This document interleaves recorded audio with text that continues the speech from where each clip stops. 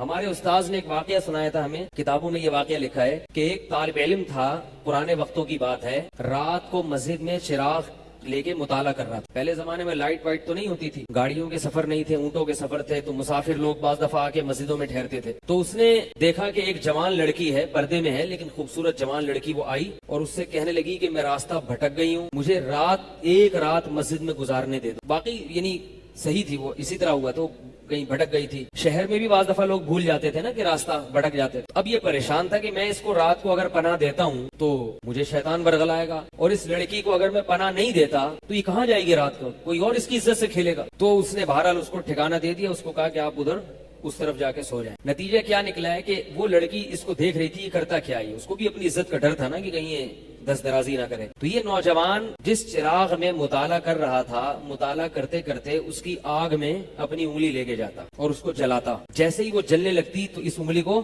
واپس کھینچ، ایک دم تپش آگ لگتی نا، واپس۔ پھر تھوڑی دیر بعد یہ انگلی اس میں لے کے جاتا، پھر واپس کھینچ۔ پوری رات یہ کرتا رہا اور اپنی انگلی کو جلاتا رہا۔ صبح اٹھ جیسے ہی ہوئی ہے، اس نے فوراً، صبح صادق ہوئی نا فجر کی اذان کے وقت، اس نے فوراً اس لڑکی سے کہا یہاں سے چلی جاؤ، یہاں سے فوراً چلی جاؤ۔ اس نے کہا اللہ کی قسم اس وقت تک نہیں جاؤں گی جب تک تم یہ معاجرہ نہیں بتاؤ گی، یہ رات تم نے کیا ہے۔ کہنے لگا یہ میرا اور اللہ کا معاملہ ہے، میں تمہیں نہیں بتا سکتا۔ پھر اللہ کا واسطہ دے کے کہا، اس نے کہا میں جاؤں گی نہیں یہاں سے جب تک بتاؤ گی نہیں۔ اس نے کہا شیطان مجھے ورغلا رہا تھا کہ ایک جوان لڑکی ہے، اجنبی ہے، کوئی دیکھنے والا نہیں، کوئی دیکھنے والا نہیں، زنا کر لو، اس کوئی دیکھنے والا نہیں۔ شیطان مجھے لے کے جاتا تھا تو میں اپنی انگلی آگ میں جلاتا تھا، اپنے نفس کو یہ سمجھانے کے لیے کہ دنیا کی آگ برداشت کر سکتا ہے، جہنم کی بھی برداشت کر لینا، جہنم کی بھی برداشت کر لینا، اور اگر تجھ سے یہ برداشت نہیں ہو رہی تو وہ کیسے برداشت کرے گا۔ کہہ رہے جب میں آگ میں جلنے لگتا تھا نا تو میری چیخ نکلتی تھی، یار یہ نہیں ہو رہی تو وہ کیسے برداشت ہوگی۔ حدیث میں آتا ہے جہنم کی آگ دنیا کی آگ سے 70 گنا زیادہ گرم ہے، 70 گنا زیادہ گرم۔ جب نبی صلی اللہ علیہ وسلم نے صحابہ کو یہ بات بتائی، ترمذی کی حدیث ہے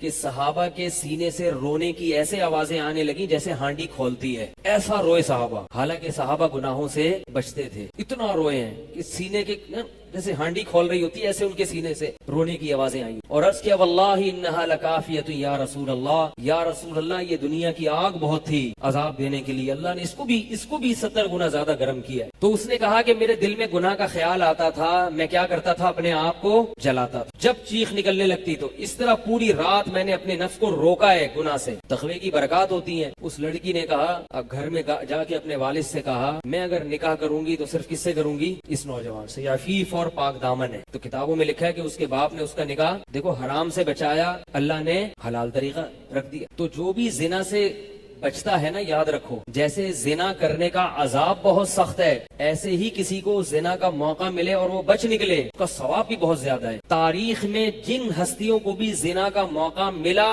اور انہیں موقع ملنے کے باوجود زنا نہیں کیا، ان کو اللہ نے دنیا میں بھی بہت نوازا ہے۔